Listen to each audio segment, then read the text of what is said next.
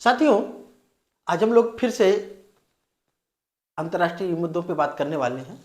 आपको ध्यान रखना क्या है कि आज पूरा विश्व वैश्विक जो है संकट में खड़ा हुआ है, तो हम लोगों को पेट्रोल और गैस को लेकर के इतना पैनिक होने की आवश्यकता नहीं कि जितना लोग पैनिक होते दिखाई दे रहे हैं। साथियों, अभी देखने को मिला है कि कोई सिलेंडर लेकर के भागा जा रहा है, कोई जो है अपनी गाड़ी को लेकर के जा रहा है कि उसके पेट्रोल से उसका टंकी फुल कर ले, जिससे कि आने वाले समय में कोई समस्या उत्पन्न ना हो। ध्यान रखिएगा, ऐसा कुछ भी नहीं होने जा रहा कि जितना कि आप पैनिक दिखाई दे रहे हैं, जिसके पीछे कुछ रीजन है। जैसा कि आप सभी लोगों को यह विदित है कि सब लोग ये जानते हैं कि अमेरिका और इजराइल के संयुक्त आक्रमण से ईरान जो है तिलमिलाया हुआ है, और ईरान ने बहुत से ऐसे जो है घोषणाएं की हैं कि जिससे स्वाभाविक है कि पूरे विश्व में ऊर्जा संकट और डीजल और पेट्रोल को लेकर के, गैस को लेकर के समस्याएं उत्पन्न होना स्वाभाविक है। लेकिन कुछ परिस्थितियों को भी समझिए। जो है भारत की और वैश्विक की स्थिति की समझने की कोशिश करें तो शायद आप लोगों को समझ में आएगा। उसके पीछे 3 कारण हैं कि जिससे कि आपको ये पैनिक होने की आवश्यकता नहीं। पहली चीज है, तो ईरान ने जो प्रतिबंध लगाए हैं तो वह दुश्मन देशों पे लगाया है कि जो उसके दुश्मन देशों की श्रेणी में आते हैं, उनका जो उनके लिए हार्मुज जो स्ट्रेट है, वहां से जो ऊर्जा के जितनी भी जहाजें हैं, जैसे कि डीजल, पेट्रोलियम, कच्चा तेल का आयात निर्यात जो भी होता है वहां से, उसको प्रतिबंधित किया है। भारत, चाइना जैसे देश ईरान के दुश्मन देशों में शामिल नहीं है,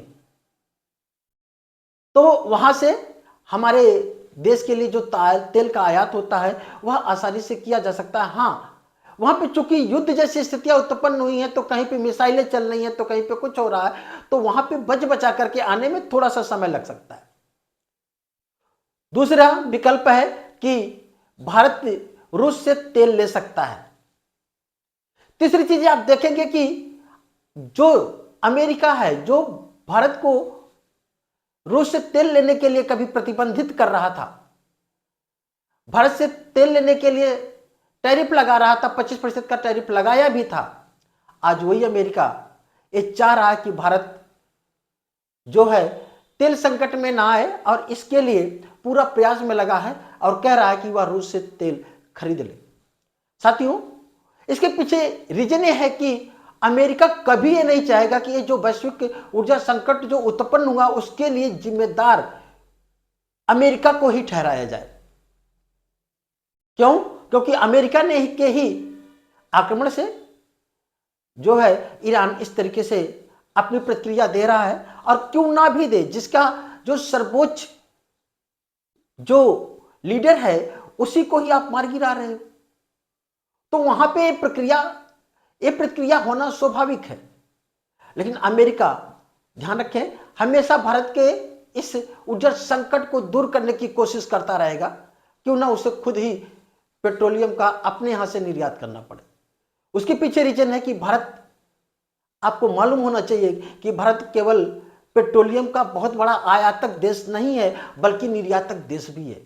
भारत पेट्रोलियम का निर्यात भी करता है, और जैसे नेपाल है, भूटान है, श्रीलंका है, ये जो देश हैं, इनके साथ साथ हमारा जो पेट्रोलियम का निर्यात है यूरोप के देशों में भी होता है। स्पेन में बहुत बड़ी मात्रा में हम पेट्रोलियम का निर्यात करते हैं।